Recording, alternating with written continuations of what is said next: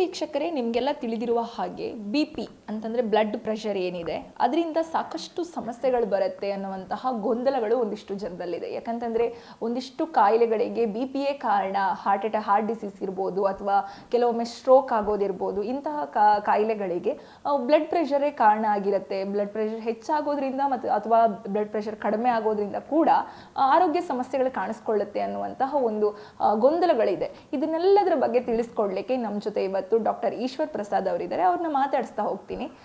Sir ನಮಸ್ತೆ.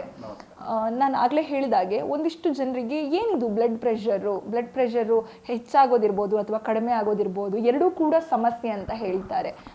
ಏನು ಸೀಮಿತವಾಗಿ ಬ್ಲಡ್ ಪ್ರೆಷರನ್ನು ಹೇಗೆ ನೋಡ್ಕೊಳ್ಳುವಂಥದ್ದು, ಅಥವಾ ಬ್ಲಡ್ ಪ್ರೆಷರ್ ಹೆಚ್ಚು ಅಂದರೆ ಎಷ್ಟಾಗಬಾರದು, ಕಡಿಮೆ ಅಂದರೆ ಎಷ್ಟಾಗಬಾರದು, ಸೀಮಿತವಾಗಿ ಅಂದರೆ ಎಷ್ಟಿರಬೇಕು ಅಂತ ಹೇಳ್ತೀರಾ? ಬ್ಲಡ್ ಪ್ರೆಷರ್ ಅಂದರೆ ರಕ್ತದ ಒತ್ತಡ ಅಂತ ಹೇಳ್ತೀವಿ. ಅದು ನಾರ್ಮಲಾಗಿ 120 ಸಿಸ್ಟಾಲಿಕ್ಕು, ಕೆಳಗಡೆದು diastolic 80. That is the normal blood pressure. So ಈ ಬ್ಲಡ್ ಪ್ರೆಷರು ಮೇಂಟೈನ್ ಆಗ್ತಾಯಿದ್ರೆ ಏನೂ ಸಮಸ್ಯೆ ಇರೋದಿಲ್ಲ. ಯೂಶ್ವಲಾಗಿ ಏನಾಗ್ತದೆ, ಬೆಳಗ್ಗೆಯಿಂದ ಸಾಯಂಕಾಲ ತನಕ ಸ್ವಲ್ಪ ವೇರಿಯೇಷನ್ ಬಂದೇ ಬರ್ತದೆ. ಸೊ ಇವಾಗ ಮಲಿಕೊಂಡು ಎದ್ದ ತಕ್ಷಣ ನಮಗೆ 120/80 ಇದ್ದರೆ ದಿನ ಆಗ್ತಾ ಲೈಕ್ ಫಿಸಿಕಲ್ ಆ್ಯಕ್ಟಿವಿಟಿ, ಓಡಾಡೋದು ಮಾಡೋದೆಲ್ಲ ಆದರೆ ಒಂದು 10 ಮಿಲಿಮೀಟ್ರ್ ಜಾಸ್ತಿ ಆಗ್ತದೆ ಸಿಸ್ಟಾಲಿಕ್ಕು, ಒಂದು 5ರಿಂದ 6 ಮಿಲಿಮೀಟ್ರ್ ಡಯಾಸ್ಟಾಲಿಕ್ ಹೆಚ್ಚಾಗ್ತದೆ. That is the normal variant. So ಅದರಿಂದ ನಾವೇನು ಹೆಚ್ಚು ತಲೆ ಕೆಡಿಸ್ಕೋಬೇಕಾಗಿಲ್ಲ. ಬಟ್ ತುಂಬ ಹೆಚ್ಚು BP like 140/100 systolic and diastolic ಆ ಥರದ್ದೆಲ್ಲ ಆದರೆ ಅದು ಸ್ವಲ್ಪ ಟ್ರೀಟ್ಮೆಂಟ್ ತೊಗೊಳ್ಬೇಕಾಗ್ತದೆ. ಅದೇ ಬ್ಲಡ್ ಪ್ರೆಷರು ಚಿಕ್ಕ ವಯಸ್ಸಲ್ಲಿ ಕಾಣಿಸ್ಕೊಂಡ್ರೆ ಲೈಕ್ 15ರಿಂದ 20 ವಯಸ್ಸು ಒಳಗಡೆ, ಸೊ ಅದು ಸೆಕೆಂಡ್ರಿ ಹೈಪರ್ಟೆನ್ಷನ್ ಅಂತ ಹೇಳ್ತೀವಿ. ಅದಕ್ಕೆ ಬೇರೆ ಕಾರಣಗಳೇ ಇರ್ಬೋದು. ಅವ್ರು ಬರೀ ದಪ್ಪ ಇರೋದಾಗಲಿ ಬೇರೆ ಕಾರಣದಿಂದ ಇರಲೇಬೇಕಂತನಿಲ್ಲ. ಕಿಡ್ನಿ ಸಮಸ್ಯೆಯಿಂದ ರೀನಲ್ ಆರ್ಟರಿ ಸ್ಟಿನೋಸಿಸ್ ಅಂತ ಹೇಳ್ತೀವಿ, ಆ ಥರ ಇರ್ಬೋದು. ಬಾಡಿನಲ್ಲಿ ಅಡ್ರಿನಲ್ ಗ್ಲ್ಯಾಂಡಿಂದ ಕೆಲವು ಹಾರ್ಮೋನ್ಸ್ ಎಕ್ಸೆಸ್, ಕಶಿಂಗ್ ಸಿಂಡ್ರೋಮ್ ಅಂತ ಹೇಳ್ತೀವಿ, ಆ ಥರದಲ್ಲೂ ಆಗ್ಬೋದು. ಸೊ ನಾನಾ ಕಾರಣಗಳಿಂದ ಹೈ ಕೊಲೆಸ್ಟ್ರಾಲ್ ಆದ್ಬಿಟ್ಟು ಸೊ ನಾನಾ ಕಾರಣಗಳಿರ್ತದೆ. ಯೂಶ್ವಲಿ ಚಿಕ್ಕ ವಯಸ್ಸಲ್ಲಿ ಏನಾದರೂ ಬಿ.ಪಿ ಹೆಚ್ಚು ಕಾಣಿಸ್ಕೊಂಡ್ರೆ ಅವ್ರಿಗೆ ನಾವು ಸೆಕೆಂಡ್ರಿ ಕಾಸಸ್ ಆಫ್ ಹೈಪರ್ಟೆನ್ಷನ್ನ ನಾವು ರೂಲ್ ಔಟ್ ಮಾಡಲೇಬೇಕಾಗ್ತದೆ. ಲೈಕ್ ECG ಮಾಡೋದು, ಎಕ್ಸ್ರೇ ಮಾಡೋದು, ಸ್ಕ್ಯಾನಿಂಗ್ ಮಾಡೋದು, ಕೆಲವು ಬ್ಲಡ್ ಟೆಸ್ಟ್ ಮಾಡೋದು. ಸೊ ಅದೆಲ್ಲ ಮಾಡಿಬಿಟ್ಟು ಸೆಕೆಂಡ್ರಿ ಕಾಸ್ ಏನಾದರೂ ಇದೆಯಾ, ಥೈರಾಯ್ಡ್ ಏನಾದರೂ ಪ್ರಾಬ್ಲಮ್ ಇದೆಯಾ ಅದೆಲ್ಲ ನಾವು ಚೆಕ್ ಮಾಡಿಬಿಟ್ಟು ಏನೂ ಇಲ್ಲ ಅಂತಂದರೆ ಆವಾಗ ನಾವು ಬೇರೆ ಥರ ಮೆಡಿಸಿನ್ ಕೊಡಬೇಕಾಗ್ತದೆ. ಯೂಶ್ವಲಿ ಏನಾಗ್ತದೆ 95 to 99% ಎಸೆನ್ಷಿಯಲ್ ಹೈಪರ್ಟೆನ್ಷನ್ ಅಂತ ಹೇಳ್ತೀವಿ. ನಾವು ಏನೇ ಕಾರಣ ಹುಡುಕಿದ್ರೂ ಸಿಗೋದಿಲ್ಲ. ಸೊ ಯೂಶ್ವಲಿ 40 ವಯಸ್ಸು ಆದಮೇಲೆ ಬ್ಲಡ್ ಪ್ರೆಷರ್ ಕಾಣಿಸ್ಕೊಂಡ್ರೆ ಅದು 99% ಎಸೆನ್ಷಿಯಲ್ ಹೈಪರ್ಟೆನ್ಷನ್ ಅಂತಲೇ ಹೇಳ್ತೀವಿ.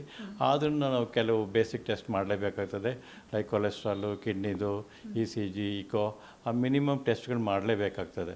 ಲೈಕ್ ಬ್ಲಡ್ಡಲ್ಲಿ ಹಿಮೋಗ್ಲೋಬಿನ್ನು, ಆಮೇಲಿಂದ ಕಿಡ್ನಿನಲ್ಲಿ ಸೀರಮ್ ಕ್ರಿಯಾಟಿನಿನ್ನು, ಅದರ ಬೇಸಿಕ್ ಟೆಸ್ಟು, ಕೊಲೆಸ್ಟ್ರಾಲ್ ಟೆಸ್ಟು, ಇದು ಬೇಸಿಕ್ ಟೆಸ್ಟ್ ಮಾಡಲೇಬೇಕಾಗ್ತದೆ. ಅದು ನೋಡ್ಕೊಂಡ್ಬಿಟ್ಟು ಅದಕ್ಕೆ ತಕ್ಕನಾಗಿ ಟ್ರೀಟ್ಮೆಂಟ್ ಕೊಡಬೇಕಾಗ್ತದೆ. ಇವಾಗ ಫಾರ್ ಎಕ್ಸಾಂಪಲ್ ಬಿ.ಪಿ ತುಂಬ ಹೆಚ್ಚಾಗ್ತದೆ, ಆಕ್ಸಿಲೇಟ್ ಹೈಪರ್ಟೆನ್ಷನ್ ಅಂಥದ್ದೆಲ್ಲ ಹೇಳ್ತೀವಿ. ತುಂಬ ಹೆಚ್ಚು ಬಿ.ಪಿ 160, 180 ಸಿಸ್ಟಾಲಿಕ್ಕು, ಡಯಾಸ್ಟಾಲಿಕ್ 120.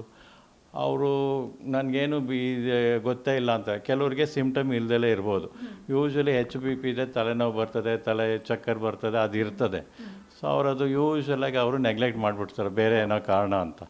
ಸೊ ಅದೇನಾಗ್ತದೆ, ತುಂಬ ಹೆಚ್ಚಾಗೋ ತಕ್ಷಣ ಬ್ರೈನ್ಗೆ ಬ್ಲಡ್ ಸ್ರಾವ ಆಗಿಬಿಟ್ಟು ಅಥವಾ ಬ್ಲಡ್ ಬ್ಲಾಕ್ ಆಗಿ ಸ್ಟ್ರೋಕ್ ಆಗ್ತದೆ, ಪಾರ್ಶ್ವವಾಯು ಅಂತೇಳಿ ಅದು. ಸೊ ಲಾಸ್ಟ್ ನಾನು 2 months ಬ್ಯಾಕು ಆ ಪೇಷಂಟ್, ಯಂಗ್ ಪೇಷಂಟ್ 40 years, ಅವನು ಬಿ.ಪಿನೇ ಚೆಕ್ ಮಾಡಿಸ್ಕೊಂಡಿಲ್ಲ. ಸಡನ್ನಾಗಿ ಅವನಿಗೆ ಸ್ಟ್ರೋಕ್ ಆಗಿಬಿಟ್ಟಿದೆ. ಯಾಕೆಂದರೆ ಹೆಚ್ಚು ಬಿ.ಪಿ ಆಗಿ, ತುಂಬ ಹೆಚ್ಚು ಬಿ.ಪಿ ಆಗಿ ಸಡನ್ನಾಗಿ ಪಾರ್ಶ್ವ ಆಗಿ ನಾವು he has to suffer lifelong. So ಆದ್ದರಿಂದ ತುಂಬ ಮಿನಿಮಮ್ ಸಿಮ್ಟಮ್ ಏನೇ ಇದ್ರೂ ಅಟ್ಲೀಸ್ಟ್ ಬಿ.ಪಿನಾದರೂ ಚೆಕ್ ಮಾಡಿಸ್ಕೋಬೇಕು. ಅದಕ್ಕೆ ರಿಲೇಟೆಡ್ ಏನಾದರೂ ಟೆಸ್ಟ್ಗಳು ಡಾಕ್ಟರ್ ಅಡ್ವೈಸ್ ಮಾಡಿದ್ರೆ ಅದನ್ನು ಮಾಡಿಸ್ಕೊಳ್ಳೋದು ಉತ್ತಮ. ಸೊ ಆದ್ದರಿಂದ ಬಿ.ಪಿ ಹೆಚ್ಚಾದರೂ ಈ ಥರ ಪ್ರಾಬ್ಲಮ್ ಆಗುತ್ತೆ.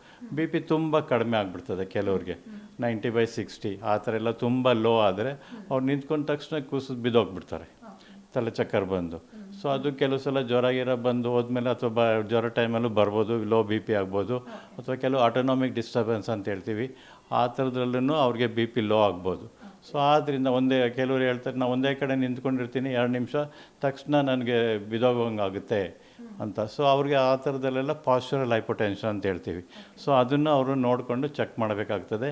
ಬಿ.ಪಿ ಚೆಕ್ ಮಾಡಬೇಕಾದ್ರೂ ಅಷ್ಟೇ ಯೂಶ್ವಲಾಗಿ ನಾವೇನು ಮಾಡ್ತೀವಿ, ಕುಂತ್ಕೊಂಡಿದ್ದಾಗ ಒಂದು ಸಲ ಮಾಡ್ತೀವಿ, ನಿಂತ್ಕೊಂಡು 1 ನಿಮಿಷದೊಳಗಡೆನೂ ಮತ್ತೆ ಬಿ ಪಿನ ಚೆಕ್ ಮಾಡಬೇಕು. 2 ಸಲನೂ ಬಿ ಪಿ ಚೆಕ್ ಮಾಡಿದ್ರೇ ಆವಾಗ ನಮಗೆ ಗೊತ್ತಾಗ್ತದೆ whether there is any postural drop ಅಥವಾ ನಿಂತ್ಕೊಂಡ ತಕ್ಷಣ ಬಿ ಪಿ ಏನಾದರೂ ಕಡಿಮೆ ಆಗ್ತಾ ಇದೆಯಾ. ಸೊ ಆ ವೇರಿಯೇಷನ್ ನೋಡ್ಕೊಂಡ್ಬಿಟ್ಟು ಅದಕ್ಕೆ ಕರೆಕ್ಟಾಗಿ ನಾವು ಹೆಚ್ಚು ಜಾಸ್ತಿ ಬಿ ಪಿ ಇದ್ದರೆ ಅದಕ್ಕೆ ಟ್ರೀಟ್ಮೆಂಟ್ ಕೊಡಲೇಬೇಕಾಗ್ತದೆ. ಲೈಫ್ ಸ್ಟೈಲಿಂದನೂ ಸ್ವಲ್ಪ ಕಮ್ಮಿ ಮಾಡ್ಕೋಬೋದು, ಲೈಕ್ ಸಾಲ್ಟ್ ಕಮ್ಮಿ ಮಾಡೋದಾಗಲಿ.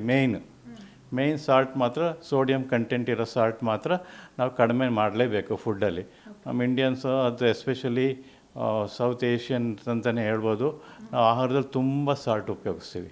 ಆಲ್ಮೋಸ್ಟ್ 50% ನಾವು ಕಟ್ ಮಾಡಬೇಕು, ಅಷ್ಟು ಇದು ಸಾಲ್ಟ್ ತೊಗೋತೀವಿ. Salt reduction is the main. So salt reduction ಏನಾದರೂ ನೀವು ಮಾಡಿದ್ರೆ ಡೆಫಿನೆಟಾಗಿ ಬಿ ಪಿ ಅಟ್ಲೀಸ್ಟ್ ಒಂದು 25 to 30% ಕಮ್ಮಿ ಮಾಡ್ಬೋದು. Along with that cholesterol, oily foods ಅದನ್ನು ಕಮ್ಮಿ ಮಾಡಿದ್ರೆ ಇನ್ನು ಸ್ವಲ್ಪ ಕಮ್ಮಿ ಮಾಡ್ಬೋದು. ಪ್ಲಸ್ ಎಕ್ಸಸೈಸು ಅವೆಲ್ಲ ಮಾಡಿಕೊಂಡು ಲೈಫ್ ಸ್ಟೈಲ್ ಚೇಂಜಸ್ ಮಾಡಿಕೊಂಡು ಬಿ ಪಿನ ಆಲ್ಮೋಸ್ಟ್ ಕಂಟ್ರೋಲ್ ತರ್ಬೋದು. ಕೆಲವ್ರಿಗೆ ಅಷ್ಟು ಮಾಡಿದ್ರೂ ಕಮ್ಮಿ ಆಗಿಲ್ಲ ಅಂದರೆ ಟ್ಯಾಬ್ಲೆಟ್ಸ್ ಬೇಕಾಗೇ ಆಗ್ತದೆ. ಗ್ಯಾರಂಟಿ ನ್ಯೂಸ್, ಸುದ್ದಿ ಖಚಿತ, ನ್ಯಾಯ ನಿಶ್ಚಿತ.